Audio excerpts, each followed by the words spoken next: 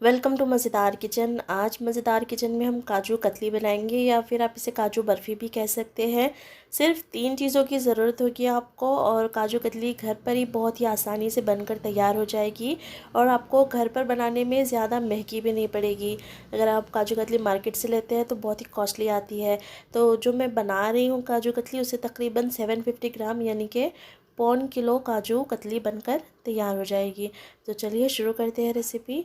सबसे पहले देखिए काजू ले लेंगे तो इस तरह से टुकड़े कर लेना है आपने काजू, या फिर आप काजू टुकड़ा भी ले सकते हैं।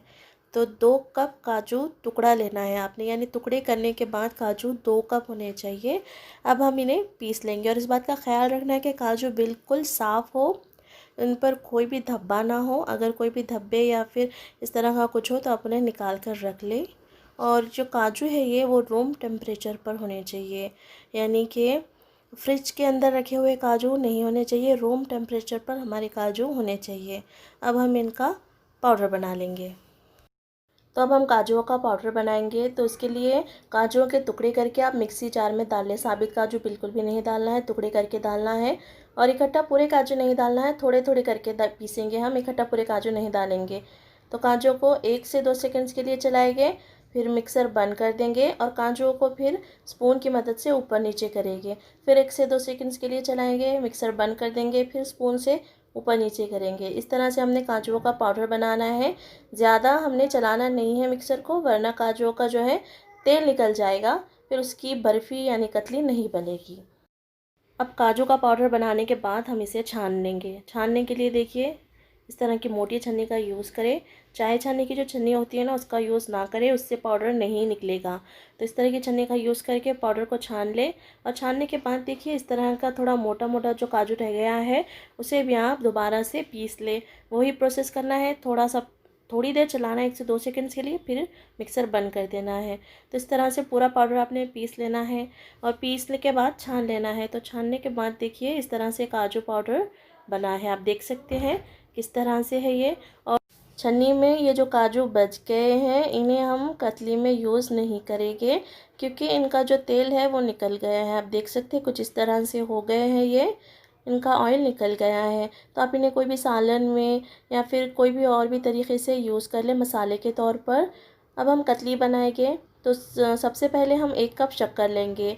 इसी कप से देखिए 2 कप मैंने काजुओं के टुकड़े लिए हैं, तो इसी कप से 1 कप शक्कर लेंगे और इसमें आधा कप पानी ऐड करेंगे। फ्लेम को जो है आपने लो ही रखना है। शक्कर और पानी को अच्छी तरह से मिक्स कर लेंगे और मेल्ट होने देंगे। जब ये मेल्ट हो जाएगी, शक्कर पिघल जाएगी पानी में अच्छी तरह से, तब हम इसमें काजुओं का पाउडर ऐड कर देंगे और अच्छी तरह से मिक्स कर लेंगे। ख्याल रखना है कि फ्लेम को हमने लो ही रखना है। काजू कतली बनाने का सारा प्रोसेस हम लो फ्लेम पर ही करेंगे। अब हमने लो फ्लेम पर ही देखिए इस तरह से चलाते हुए पकाना है और साथ ही साथ साइड्स में जो भी लग रहा है काजुओं का पेस्ट उसे भी इस तरह से स्क्रैप करते रहना है। तो इसी तरह चलाते हुए हम लो फ्लेम पर पकाएंगे और आप देख सकते हैं ये काजुओं का पेस्ट इस तरह से हो गया है। तकरीबन 10 मिनट हो गए हैं हमें इस तरह से पकाते हुए लो फ्लेम पर। आप देख सकते हैं कि बबल्स भी आ रहे हैं, तो इसे हम थोड़ा और पकाएंगे। इसी तरह चलाते रहेंगे, लो फ्लेम पर ही पकाएंगे। और देखिए ये देखिए काजू का पेस्ट कुछ इस तरह से हो गया है। पहले के मुकाबले में ये थोड़ा थिक हुआ है। अब हम इसमें घी ऐड करेंगे। तो यहाँ पर मैं 2 टीस्पून घी ऐड कर रही हूँ, आप देख सकते हैं पिघला हुआ घी नहीं है। घी को हम अच्छी तरह से मिक्स कर लेंगे लो फ्लेम पर इसी तरह चलाते हुए। अब तकरीबन 18 मिनट हो गए हैं, यानी कि 18 मिनट्स। अब देखिए ये पेस्ट कुछ इस तरह से हो गया है। पैन को देखिए इस तरह से छोड़ रहा है। ज़्यादा नहीं पकाएंगे हम पेस्ट को, वरना जो काजू कतली है वो हार्ड हो जाएगी। अब हम गैस को बंद कर देंगे। अगर आप नॉन स्टिक का पैन यूज़ नहीं कर रहे हैं तो आप कैसे चेक करेंगे कि थोड़ा सा ये मिक्सचर निकालेंगे, उसे ठंडा होने देंगे और फिर देखेंगे उसे उसका गोला बन रहा है या नहीं। अगर उसका गोला बन रहा है, सॉफ्ट बॉल बन रहा है, तब आप गैस बंद कर दें। ज़्यादा नहीं पकाना है हमने, बस हम गैस बंद कर देंगे और इसे ठंडा करने के लिए देखिए छोड़ नहीं देना है कि अपने आप ठंडा हो जाएगा, वैसा बिल्कुल नहीं करना है। इस तरह से आपने लगातार चलाते रहना है।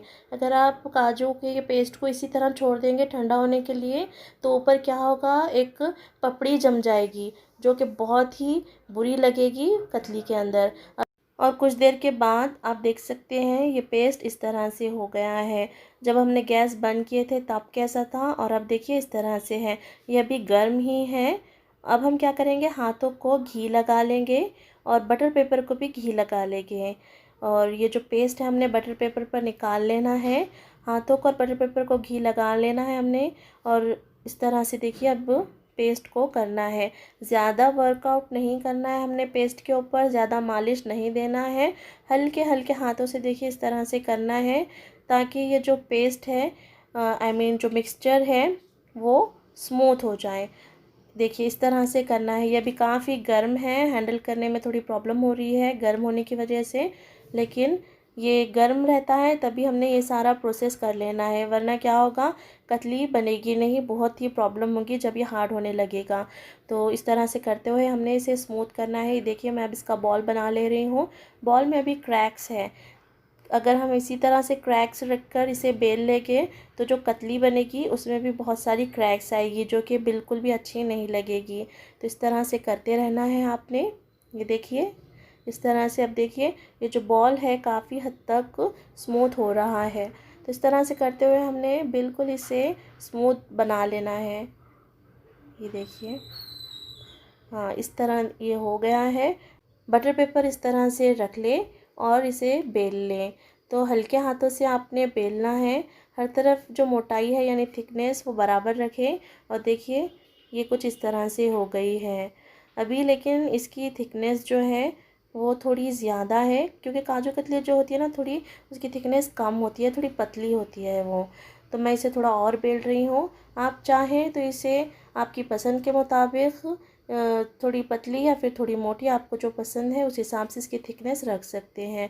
अब इस तरह से बेलने के बाद हम इसे कट करेंगे। तो मैं क्या कर रही हूँ, सबसे पहले ये एजेस जो है उसकी थोड़ी रफ़ है, इसलिए मैं एजेस को कट कर ले रही हूँ। अब मैं इसके ऊपर चांदी का वर्क लगा रही हूँ। तो इस तरह से लगाना है आपने, बहुत ही एहतियात से लगाना है, वरना क्या होगा, ये आपके हाथों को लग जाएगा। चांदी का वर्क लगाना बिल्कुल ऑप्शनल है, आप चाहें तो लगाएं या फिर छोड़ दें। फिर इस तरह से देखिए हम इसे कट कर लेंगे। तो आप कोई भी शेप में काजू कतली को कट कर सकते हैं, लेकिन जो डायमंड शेप होते हैं ना उसमें वो काजू की कतली बहुत ही बढ़िया लगती है। तो इस तरह से आपको जो भी शेप पसंद हो, जो भी साइज़ पसंद हो, उस हिसाब से आप इस कतली को कट कर लें। और कट करने के बाद देखिए काजू कतली बनकर तैयार हो गई है। और इसके साइड्स देख सकते हैं आप कितने स्मूथ हैं, कितने बढ़िया आए हैं। और सॉफ्टनेस में आप देख सकते हैं, ये देखिए इस तरह से हुई है ये कतली।